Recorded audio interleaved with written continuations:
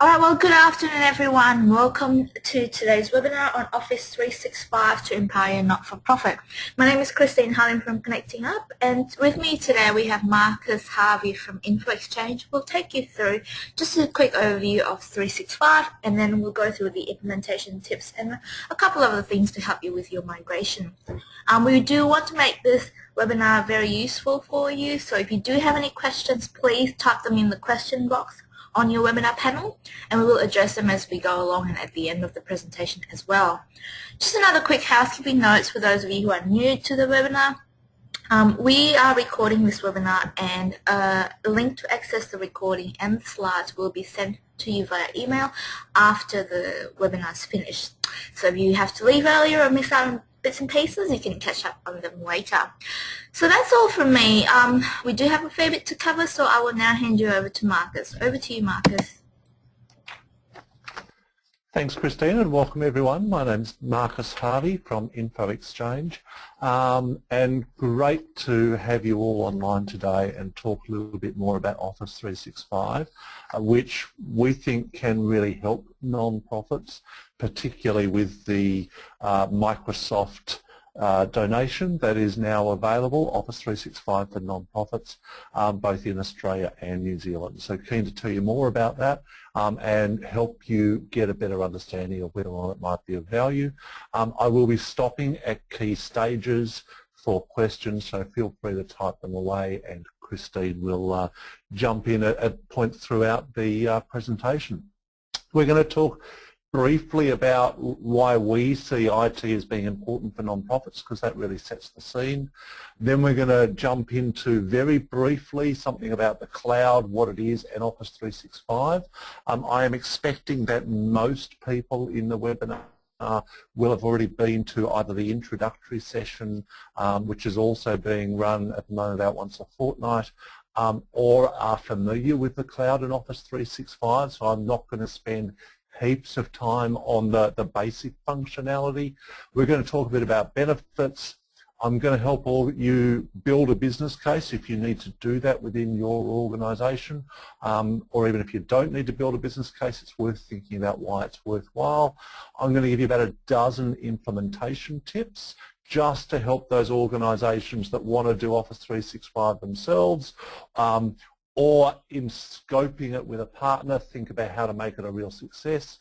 Going to do a case study, give you a bucket of other resources you can go away and look at in your spare time, before probably the third break we'll have at the very end for questions. So, first of all, why we think technology is really important, because what I see as our shared opportunity is that good IT is really important for non-profits to make the most of staff and volunteer time. You know, even your volunteers, while you may not be paying them for your time, their time is very valuable. And slow or unreliable computers or infrastructure can really waste their time. And I've certainly seen volunteers leave organisations where they feel that their time is not valued. It's also really important to measure and improve client and community outcomes. More and more these days, we're hearing from organisations, and we're seeing in funding contracts the requirement to measure client outcomes and measure change as a result of services. And while that can be done if all your information is on paper, it is much easier to do if your information is stored electronically, so you can easily analyse it and present appropriate reports showing what happens and what the changes are. And the third one is good IT is really important to minimise service risk. One of the reasons we started working in Christchurch a couple of years ago now was a result, unfortunately, of the earthquakes there. And it was really interesting hearing the stories from organisations on the ground, in that it didn't matter whether they had their information on paper or if they had their information sitting in a server electronically. If you didn't have backup copies of your information and a disaster strikes, it's really hard to deliver good services. But while technology can really help with those three priorities, unfortunately most non-profits feel they spend too much on technology, and we've had that feedback through both benchmarking studies and surveys through the sector, and they're not satisfied with their investment. They think they really should be getting more value than what they're currently spending. And that's both the challenge, and that's where Office 365 can really help. The four common non-profit challenges that we hear most about are, first of all, that while every organisation tries to make the most of every dollar, it's a real challenge to stretch that as far as possible, because every dollar you're not spending on technology is another dollar you can spend on direct service delivery. Balancing that spend on direct services for clients with other services like ICT and admin mean that everyone is really good often that we work with at making do with what they have. But that making do attitude means that many non-profits are challenged by a range of different issues within their technology environment. The first one is, what's an effective way to work with staff and volunteers who are out of the office? Whether they be working directly with clients in their homes or out in the community, staying connected and sharing information with people can be a real challenge if your IT infrastructure is situated at your central office. A second challenge often includes reliable and cost-effective backups, and there's been a range of studies that have shown non-profits do not always have reliable, robust processes or keep up-to-date backups off-site, enabling organisations to continue in the event of a disaster. Maintaining off-site backups is a really tough discipline to juggle with pressing priorities of helping one's clients and communities. And the third being consistent funding for technology, because many of the organisations we work with rely on grant or block funding to keep infrastructure up to date and supportable. It can degrade over time, and this means that staff can be left with outdated or inefficient software and infrastructure, which also becomes harder and more expensive to support over time. The fourth challenge we see quite a bit is access to affordable technical resources, and this is really important, as technical resources are often really important to keep systems running smoothly and software up to date. Too often when we delve into a problem in an organisation we haven't worked with before, one of the main issues is that they haven't had appropriately skilled technical resources managing their infrastructure, and every organisation, whether you use Office 365 or any other technology, really shouldn't underestimate the value of good technical support when you need it. And one of the things that can really help address those challenges is the cloud, and very quickly, the cloud is a general term for anything that involves delivering services over the internet. But there's more to it than that. It's really a way to provide services that's characterised by reliability. There's inbuilt redundancy, so that you're not dependent on any one item or server or element. There's expandability, so that if you get a new program or a new service, or you need to expand into a new location, it's easy to add or remove users. There's usually a usage-based pricing without the need for a capital investment, so that you can ramp up and ramp down based on what you need and with incremental cost, rather than having to spring for new servers or new UPSs or significant new infrastructure to support a new program. And the last thing about the cloud is that it is accessible over the internet. So people can work anywhere where there is an internet connection. Info Exchange has migrated more than 50 non-profits to the Office 365 cloud, and there's a range of those shown there. But we also install local infrastructure for many clients, and in fact a number of clients have both some of their services on 365 and some in the cloud. Others have decided that they want everything locally or everything in the cloud. It very much depends on what is appropriate. So before I delve too much into Office 365, I do just want to clarify one thing that often causes confusion. There are many different versions of Office. That's good and bad. From my perspective, it does cause confusion. The standard version of Office includes Word, Excel, PowerPoint, Outlook, and OneNote. Office Professional Plus includes more products. You can see that on the right. Office 365 includes all the above and some server technology. And that's the big difference between Office 365 and other versions of Office, in that it provides those server technologies as well. So what is Office 365? I'm going to stop for a break after this and see if we have questions after this slide. It includes the E1 plan, which is what I'm focusing on here because that's what Microsoft is making available as a donation to eligible non-profits. Largely I think of that as a donation to charities. It includes Word Online, Excel Online, PowerPoint Online, OneNote Online, Lync, Exchange, SharePoint and Yammer. That gives organisations professional email and shared calendaring. It gives instant messaging, high definition video, audio conferencing and screen sharing. It gives online storage and collaboration and document management through SharePoint, and it also provides strong privacy and security controls.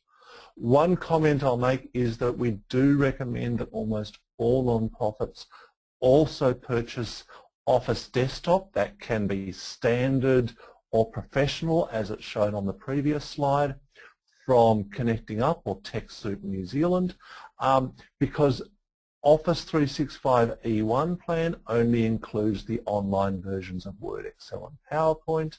Most organisations, not all, but most find that there's also value in purchasing Office and installing it on desktops as well. Christine, do we have any questions at this stage? No, not at this stage, Marcus. So as I said earlier, if you do have any questions, just type them in and we'll address them as we go along. Thanks. Oh, actually, one just came out. It's from Tanya, and the question is, do you know of any consultants, ICT, who are available to support not-for-profit groups at no cost or low cost to move to the cloud on Office 365, from assessment setup to implementation to completion? Tanya, if I knew, we do 365 migrations ourselves, and there's more on that at the end. What I find is that the first thing is to find an Office 365 expert who can help you with that process. And the Microsoft Pinpoint site is a good way of finding organisations with expertise. What we often find is that if there's a commercial operation that is sympathetic to your cause, sometimes they're an IT expert with 365, sometimes they're willing to provide significantly discounted services to non-profits, but they don't generally do that for everyone, and where we find that they very quickly get filled up with that. So my suggestion is, if you have contacts already for your IT support, explore that potential. but unfortunately, every time we get some volunteers that are willing to do 365 migrations for free, usually over a period of time they'll move on, and so I can't give you a list of those other than use your own networks. I wish I could. I'd send everyone there. Thanks, Marcus. So moving on, oh, yep, go on. Yeah, Nadine was asking if you can you access files locally if you're not online? Dean, yes you can. I'll cover that in a couple of minutes through the OneDrive desktop client. And just one last one for now, from David. We have O365 installed on around 10 PCs linked to a central server. What is the benefit of the E1 plan in addition to this?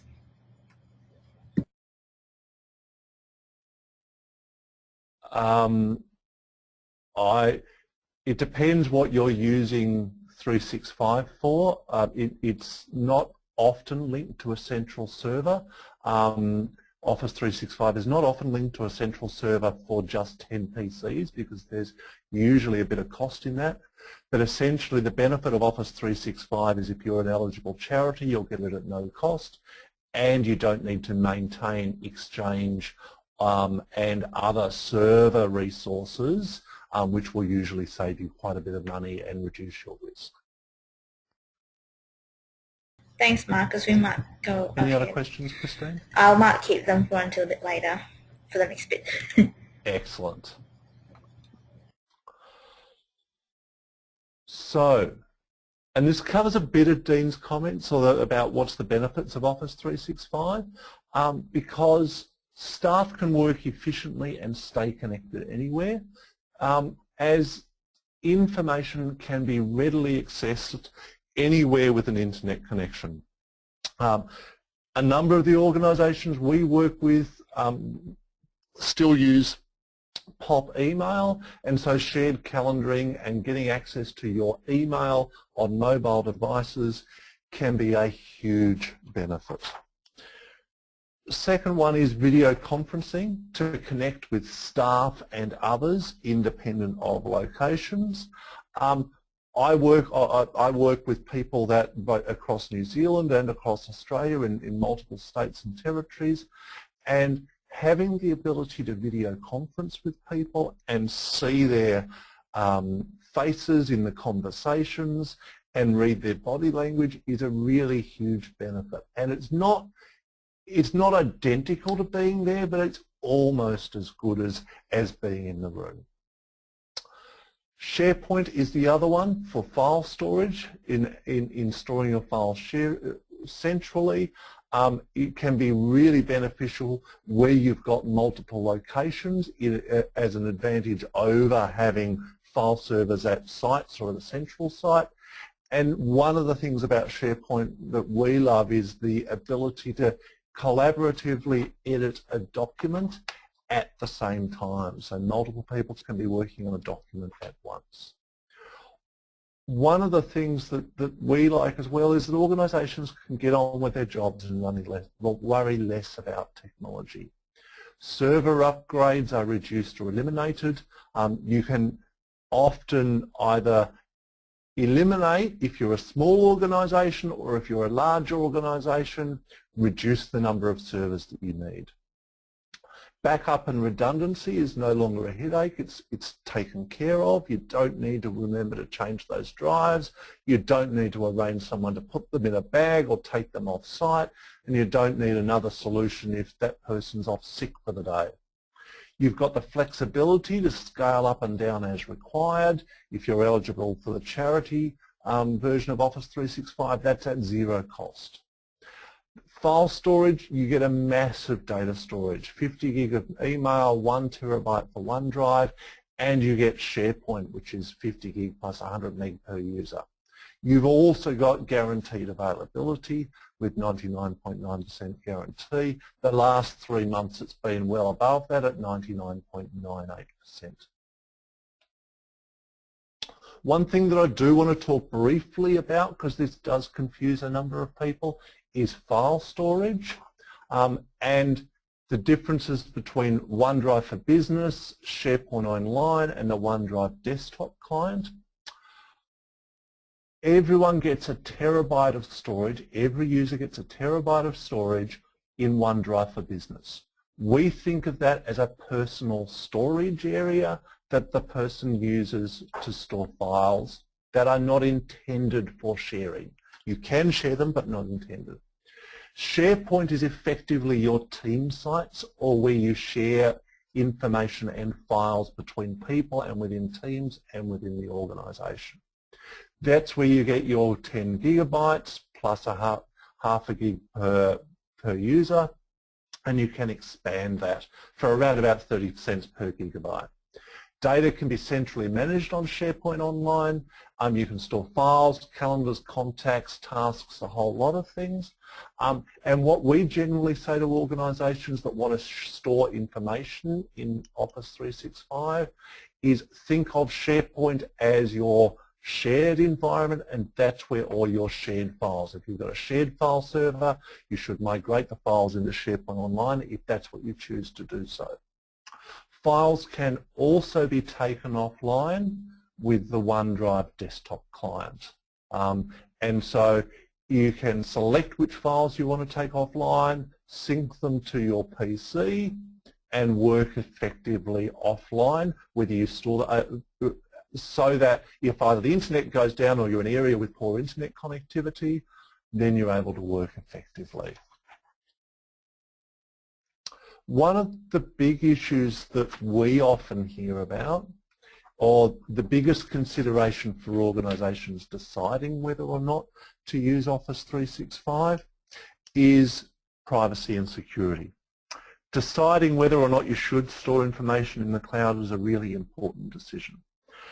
Office 365 is accredited to many international security standards. The ISO 27001, European Model Clauses, US Federal Information Security Management Act, and a range of others. And there's links there if you want more information. Whether or not Office 365 is right for you depends on your funding agreements and the type of data you decide to store. Because while an Australian data centre has been announced, today data is stored offshore. For those in the webinar from New Zealand, there hasn't been any potential of a New Zealand data centre, but everyone, all the government departments I've spoken to in New Zealand say it's almost as good as storing data in Australia. The important thing to understand is that you own and you retain all the rights to your data. The security controls in the data centre is a level above almost every non-profit that I've worked with. There's multiple layers to get physical entrance in terms of biometric controls, video monitoring, motion sensor, all those significant security controls that most non-profits, even the really large ones, just can't afford. Data is today stored for both Australia and New Zealand, stored in Hong Kong, with a copy of the data in Singapore, and Microsoft is committed to telling you both where that data is at all times and notifying you of any potential movements, because one of the things they want you to do is to have a trust in terms of the stewardship of the data that they provide you. Many organisations, including Queensland Government, and I know a number of New Zealand government agencies are assessing in significant detail Office 365, have decided to put their information in Office 365, and they've decided that the privacy and security controls are appropriate. Even the European Union privacy commissioners, and I often look at this as most similar to Australia and New Zealand, decided earlier in this year, came out with a statement that said the Office 365 security and privacy controls are appropriate and it is okay to store your information there. They haven't done that with the other cloud providers, whether that be Google or Yahoo, that I'm aware of certainly. And so that gives me a level of confidence when I'm talking with organisations about, is it okay and what are the risks? So how do you build the business case for Office 365? Now, what we find is that there is 5 areas that usually deliver value to an organisation, because while the new pricing model for Office 365 is very attractive, it isn't a zero-sum game. There is always effort involved. You also need to think about whether or not you need to upgrade your PCs or upgrade your version of Office. And that effort might be your own staff, or it might be an expert if you decide you need that advice. Either way, there is effort involved, and you need to think about where the benefits are and is it worth that effort. The first one is you can reduce or eliminate server upgrades and refreshes. This saves IT support and server costs. Second is use of video conferencing and teleworking structures to provide flexibility and reduce travel costs. We know of one organisation that got the money back in terms of, or saved more money in the first year from stopping the teleconference subscription through migrating to Office 365 than it cost them to migrate. Protection from significant hardware failure is also another significant advantage. You don't need to worry about your server failing or you losing your data to theft or another disaster. There is some real benefits to that, and even just the physical security is another level above many of the organisations, particularly if you're one of those that have a server sitting on a desk rather than in a locked cabinet or cage. There is always efficiency savings available from collaborating effectively, irrespective of location, and from easily finding documents from a single source of truth, which saves a lot of staff time looking in different locations, which can often be the case if people are working through where do I store my files in a multi-site environment. Christine, I might just pause again and see if you have any more questions. Thanks, Marcus. We do have a couple of questions, firstly related to the internet. So there's just questions from Tanya and Linda, which are sort of similar, I suppose. So the question is there going to be a higher internet cost associated with being online as a side effect of this approach rather than local internet charges? So like, is this using more international traffic? So having Office on desktop and working offline via OneDrive will minimize internet bandwidth requirement and costs. So, Tanya and Lindy, yes, yeah, I can say almost without fail, you will use more internet traffic. Most internet providers don't care whether it's traffic to Australia or to overseas. They don't care. But it does depend what internet plan you're on. There's a whole range of internet plans that give you unlimited amounts of traffic, so there will be no additional cost associated with that. Others, what we do always say to organisations, and you'll see this on the next slide or the one after, is that look at your internet connection and just check it's appropriate for what you want to do. There can be very little difference if you're just using it for, you know, some simple functions, but the more you use it, the more the potential impact may be. Right.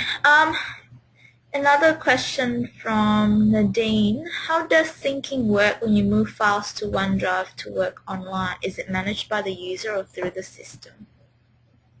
So Nadine, it's managed through the system. So when you work offline, it notes that you've been working on a file. When you have a connection back to the internet again, it then synchronizes it back up. There can be user intervention required where two people have been working on the same document offline, or every now and then there are some little synchronization challenges, and you need to you do a little bit of maintenance. So it does manage it itself, but it's not 100% perfect yet. And just lastly for now, from Tom, are you able to summarize the differences between the online products and the desktop products?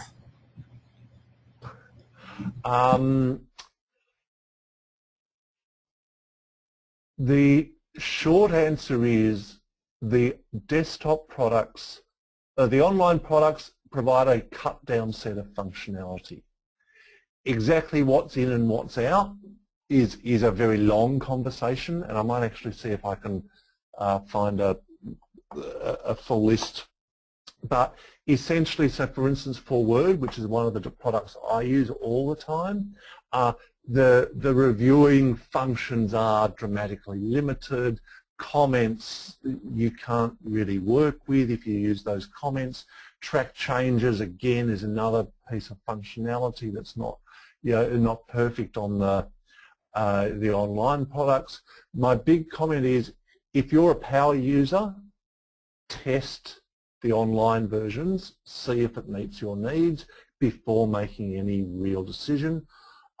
There can also be formatting differences in the way that some documents are presented in the online versions.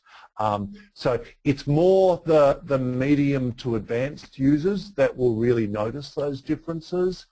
If you just use very simple, editing functions, then it's a fantastic product, and the online product. But every person has their own little pieces of Word or Excel or PowerPoint that they really like to work with, and you can jump on and check it out at no cost. So that's generally what we recommend. But we've found many organisations with admin staff that are completely happy with the online versions of the product because they just use the simple, or they either rarely use it or they only use the simple areas of it. Thanks, Marcus. Just one final question for now from another Marcus. So Marcus is asking, is ADSL bandwidth enough upstream in particular, an issue with saving documents to SharePoint in the cloud? Also, has the user experience degraded when moving from Exchange on-premise to online, such as delays when users send large documents to each other?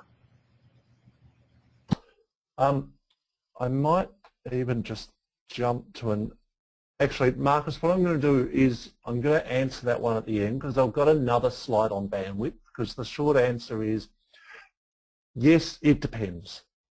We have plenty of clients that work on ADSL2 and they don't see any issues.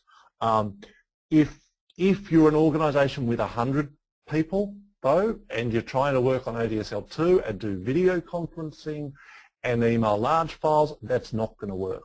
If you're a small organisation, with 5 and you're just using Exchange Online, then you're going to have no issues whatsoever.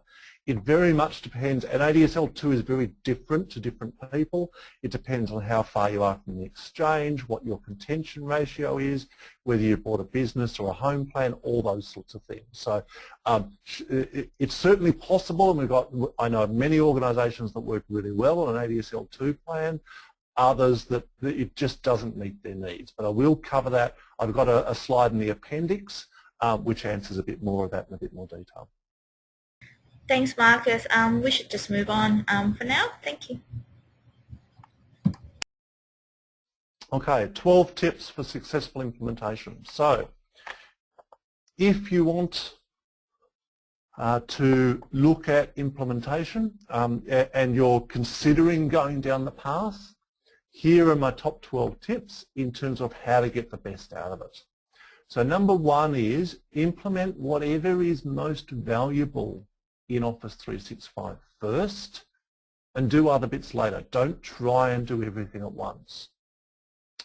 Most organisations we work with, but not all, decide that the most valuable bit is email, because Exchange can be hard to manage, or if they don't even have Exchange, then whatever they've got may not be full functionality.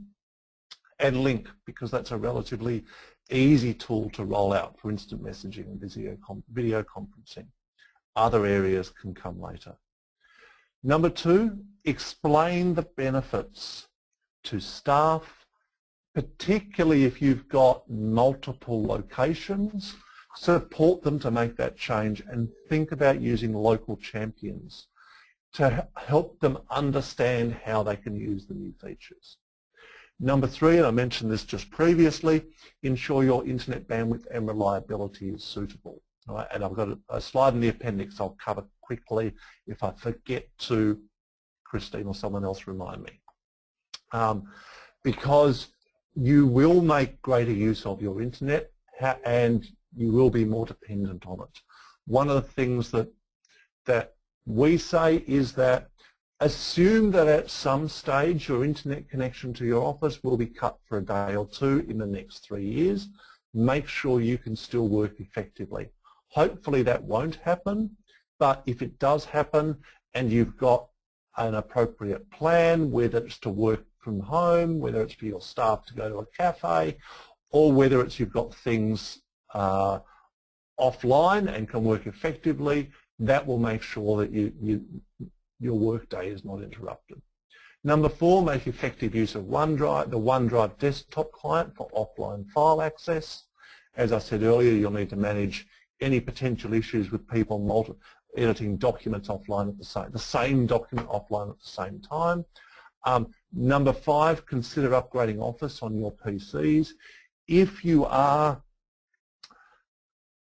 looking at touching your PCs to connect Outlook or whatever it is, or whatever your mail client is, through to the Office 365 service, and you're running an old version of Office, you need to be 2007 plus, you should consider, given that you're working on each PC, should you upgrade at the same time.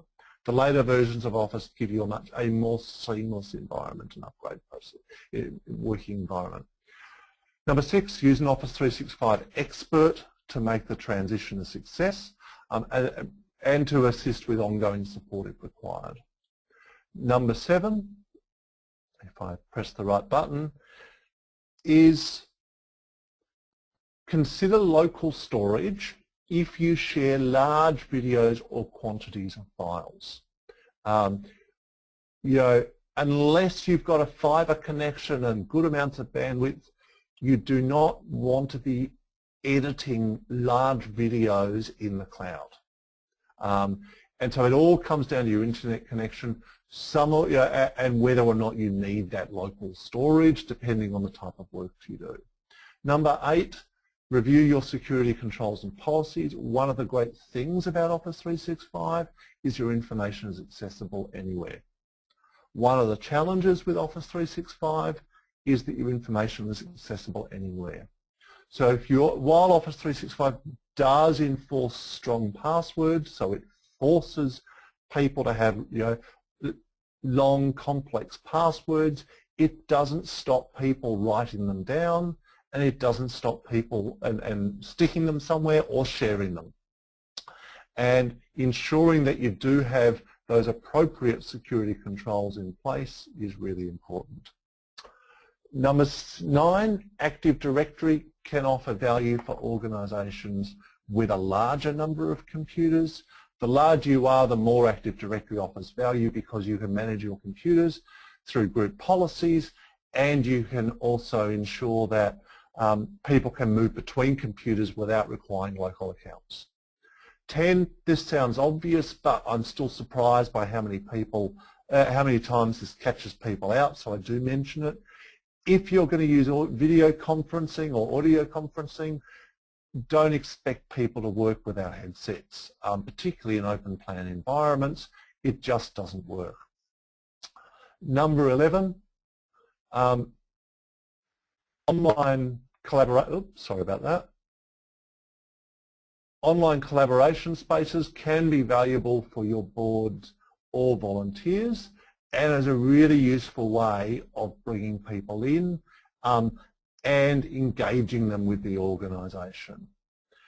And number 12, if you're a larger organisation and most of your work happens within team silos, Yammer can be a really great tool to actually break down those silos and collaborate across teams. A quick case study on the Regional Sports Network Victoria, which is a peak body supporting 9 independent organisations, very geographically dispersed, and they support local sports organisations. They cover about 1.5 million kilometres, about 9,000 sport and rec clubs, and that diversity posed a real range of challenges around how do you provide reliable infrastructure so that organisations can work effectively, irrespective of having to work across 250,000 square kilometres. How do you support organisations of varied size, some with only a couple of staff and the others with 20 or more? And also, how do you foster collaboration and information sharing across that network outside organisational boundaries? And so RSNV implemented Office 365, including Link, including Exchange Online, including SharePoint. And what they found, and this is what they reported, was that there were 3 really key benefits. The first is lower technology risk or reduced technology risk. The system had guaranteed uptime, backups it's automatically taken care of, and it just reduced a range of areas that were challenging. Second one was time savings, 10 to 15%. Most of this was from reduced travel because video conferencing is far more time efficient than other options. Getting in a car and driving hundreds of kilometres. And staff are also far more easily able to find information in the cloud rather than their old server-based environment that was difficult to access from multiple locations. And the last one, which actually really surprised me, but was probably what they reported as the most important, which was happier staff. Staff work at RSNV because they really want to help other sporting organisations. They're passionate about sport. Office 365 allowed staff to find what they need quickly and easily, and it meant a whole lot less frustration trying to look for a document that you know should exist but you're not sure where the most correct or up-to-date version is. Overall, it allowed the organisations to work effectively despite geographic diversity, limited IT capability. Many of the towns that these organisations worked in had very limited IT experts, and all for what was a very competitive price. There's a range of other resources I will touch on. We offer a readiness assessment service in partnership with Connecting Up and TechSoup New Zealand. There are some links there if you're interested in Office 365 and want to see what are the challenges or how do you are you ready for it, what do you need to think about. There's some links there for that readiness assessment service. If you want to jump in and sign up for Office 365 for non-profits, you can sign up, get yourself a trial access, start using it, all at zero cost, very, very easy.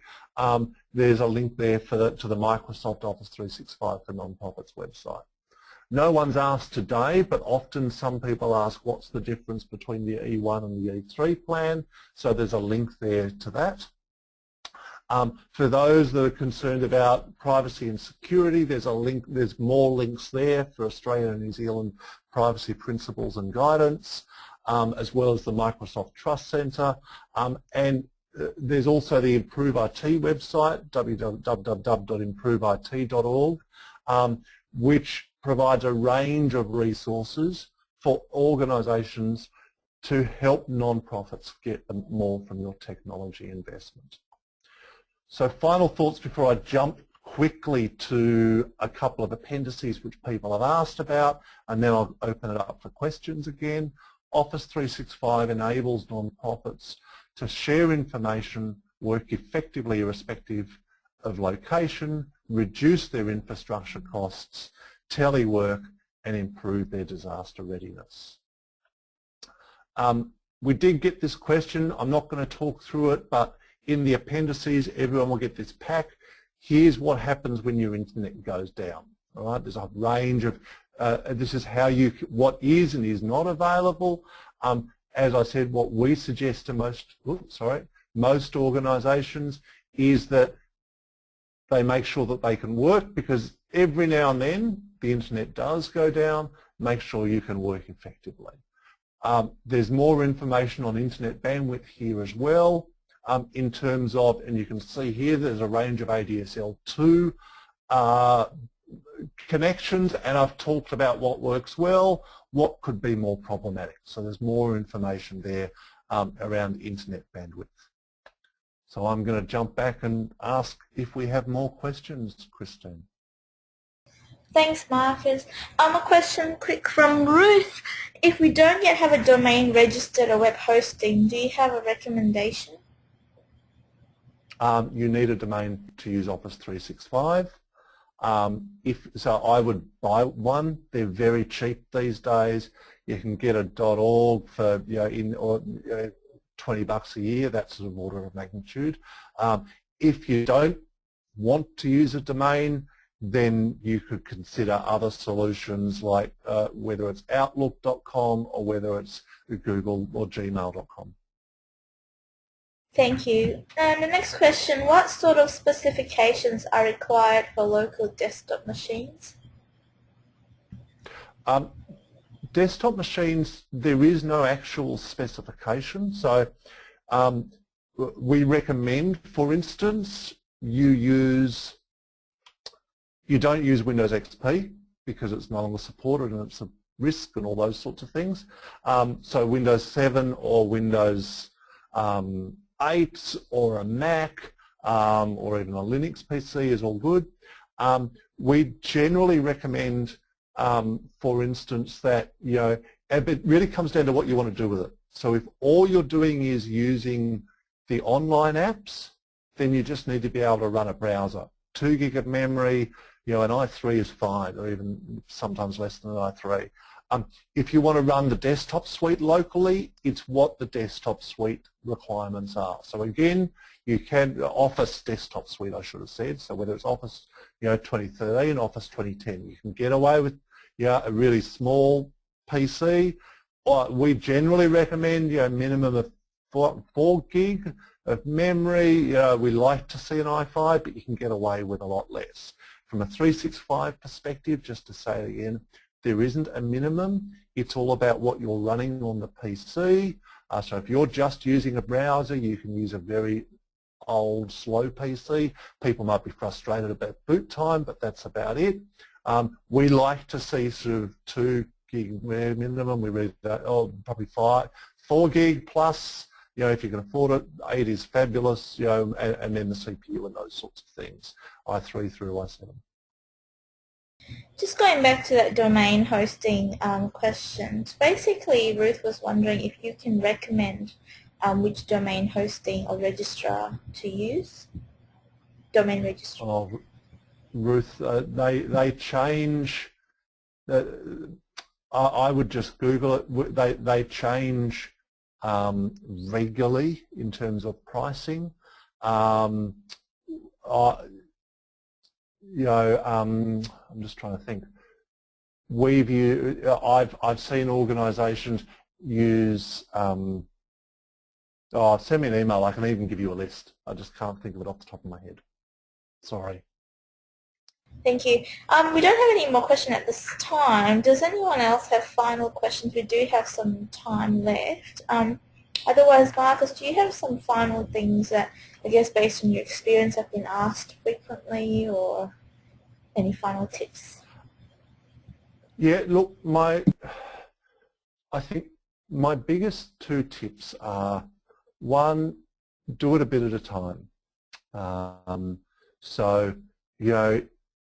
And it really comes down to what you have in place at the moment. Most organisations we see where they are, do it well, they do their email first. And then if it's easy to bundle something else in, they bundle something else in. So it might be Lync for instant messaging. Through connecting up the Dest or TechSoup New Zealand, the desktop versions of Office 2013 are very cost effective. Most organisations, I would advise you to upgrade as part to the latest version of Office as part of the upgrade process, simply because it'll save you money in the long run and it will give people a much better experience. The third comment would be down the track when you're up and running, particularly if you're a small organisation, SharePoint can be fantastic for file storage. If you're a larger organisation, think about, do you want a hybrid environment, and how do you integrate your security so that people just have one password, whether for their PC, for any servers you have locally, and for your Office 365 infrastructure, and that's generally either using a DirSync or password synchronization tool, or if you're really large, Active Directory Federation services. But give people that seamless environment, and that's really what people enjoy, because then they don't have multiple passwords. Thanks, Marcus. It doesn't seem we have any more questions. It's been quiet for a while, so I assume everyone's got as much as they could from today. So I guess that in that case, we might just wrap up early. And yeah, just one last thing, I guess, for everyone. If you do have other questions that you think about after the webinar's finished, feel free to send them through to us on Marcus directly. His email address is on that slide there, and yeah, we can go from there. And Marcus will also be doing this webinar again next month, I believe. And if you'd like to refer a colleague to attend that, you're more than welcome to. And also, we do have an introduction to Office 365 webinar, which covers in more details specifically on each of the features, and the next one will be in August as well. So thank you everyone for your time and participation. Thank you, Marcus, for presenting, for another useful presentation, I believe. And we'll see you all next time. Thanks everyone. Have a good afternoon.